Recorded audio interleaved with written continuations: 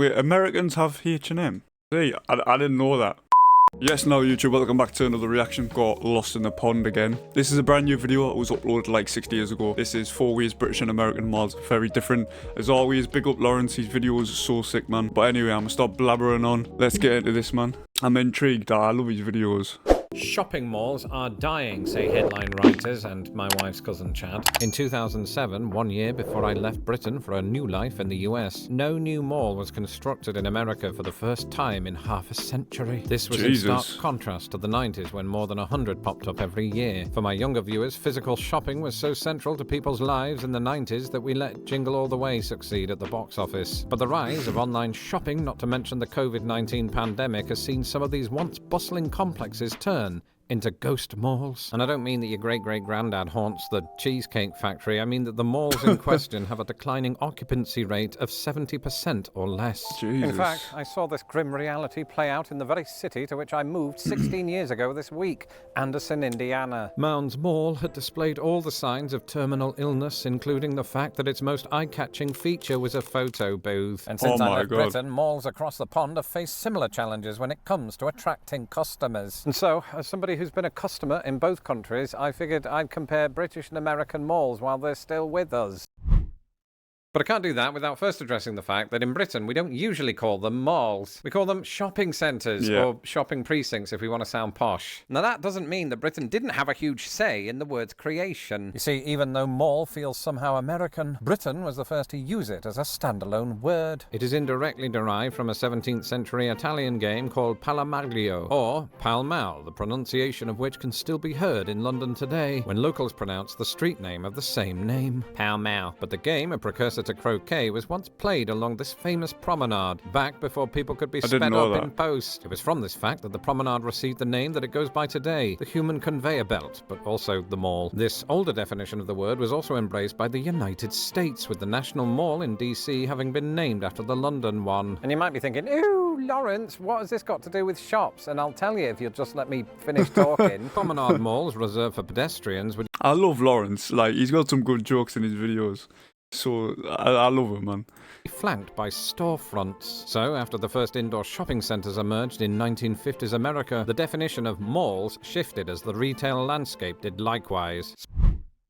Another major difference between British and American shopping centres is their location. You see, something that took me aback about Midwestern life, aside from billboards asking me if I'd found Jesus yet, was the degree to which US malls could be found far away from the town centre. Following the passage of the Interstate Highway Act in the US, the 1950s saw a big boom in car ownership. As more and more Americans moved from downtown and into the suburbs, property groups capitalised on this by building big shopping centres near suburbs and along highways. On the one hand, downtown retailers suffered. On the other, it was a boom period for graffiti artists. However, this specific issue is less applicable to Britain. Why? Because most UK shopping centres are located downtown, but there's still lots of graffiti. Anyway, growing up in the English town of Grimsby, Yeah, so true, man. Like, you go down the town and it's just graffiti everywhere, man. Just inappropriate stuff. It's terrible, man. I knew its shopping centre to be one such example. Completed in 1971, Freshney Place Shopping Centre was a sort of central hub where I'd bump into friends and pocket thieves. And because all bus routes led to Grimsby Town Centre, access to the mall, if you will, did not require a driving licence. Now, as I speak, Uncle Toby is probably typing, "Not all UK shopping centres are downtown. Ever heard of Meadowhall or Trafford Centre?" Well, firstly, those are surely more the exception than the rule. And secondly, as somebody who's been to both, here's how I got there. By bus and by train.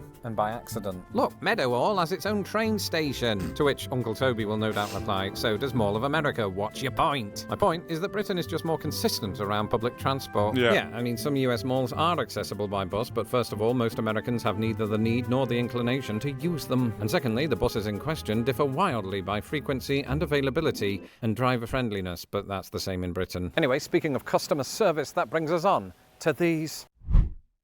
This video would be insanely rubbish if I didn't talk about the things for which malls are mostly known. The stores themselves, or shops as they're more widely known in Britain. Because teenagers are a key demographic, malls on either side of the pond usually have way too many clothing stores. From memory, H and or M is popular in both countries. However, Americans in Britain are just as unlikely to find... Wait, Americans have H&M? See, I didn't know that. I thought it was just the UK.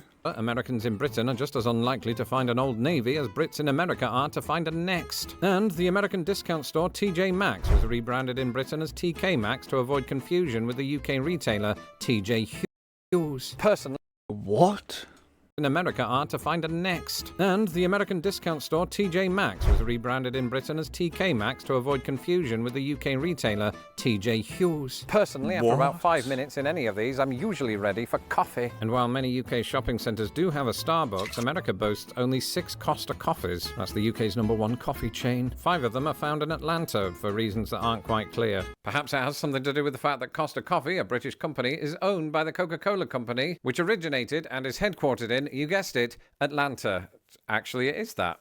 Anyway, back to the topic at hand. Remember a few minutes ago when I said this? But the rise of online shopping, not to mention the COVID-19 pandemic, has seen some of these once bustling complexes turn into ghost malls. Well, one other contributing factor in the demise of malls is the demise. Can I just say, if you see like little cuts in this video, it's just me skipping the ads. So obviously, I cut that out of the video. So if there's any like random cuts, and then that's why I'm just skipping the adverts. Of anchor stores. What's an anchor store, Lawrence? An anchor store, often a department store, is a larger retailer with broad appeal. Think Macy's in the United States or Marks and Spencer. Wait, anchor stores?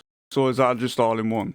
Think Macy's in the United States or Marks and Spencer in the UK. Since my move to the United States, both countries have witnessed the total collapse of major anchor tenants, often to the detriment of the mall in which they're housed. For instance, in 2009, the UK said goodbye to Woolworths, a division of the American Woolworth Company that I forgot about that. went under in 1997. I forgot As somebody about who that left stuff. Britain in the wake of the Great Recession, I felt this one personally, because Woolworths was where I did my Christmas shopping every December 24th.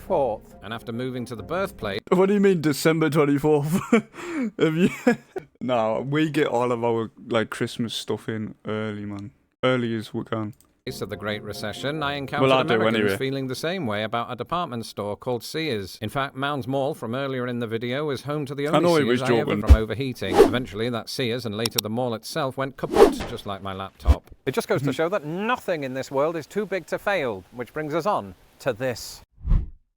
When discussing all of this on my secret live stream, a patron rightly suggested, I'm quite sure that Britain has nothing like Mall of America, even Trafford Centre in Manchester. Given that Mall of America is easily the largest mall in the US, I took this to mean Britain has nothing close to its size. Mall? But if I'm wrong, and the comment actually meant that Trafford Centre doesn't have a sea life aquarium, it actually does. Anyway, since America does everything bigger is such a common refrain on this channel, I assumed that this extended to American malls in general. But unlike the Topshop logo, not everything is so black and white. First of all, America has a much higher concentration of strip malls, which surely brings down the average. Secondly, while America's 5 largest malls are all bigger than the UK's largest shopping centre, the UK's 3 largest would still make America's top 20. In other words, large shopping centres are justified in the UK, presumably because the country has more people per square mile than all but 4 US states. One of those states is New Jersey, home to American Dream Meadowlands, the 2nd largest mall in America. And what I discovered about American Dream, not to mention Trafford Centre, is that in 2024, they are thriving. But wait, you might say, isn't that the exact opposite of a ghost mall? Which leads me to ask, is my wife's cousin Chad mistaken?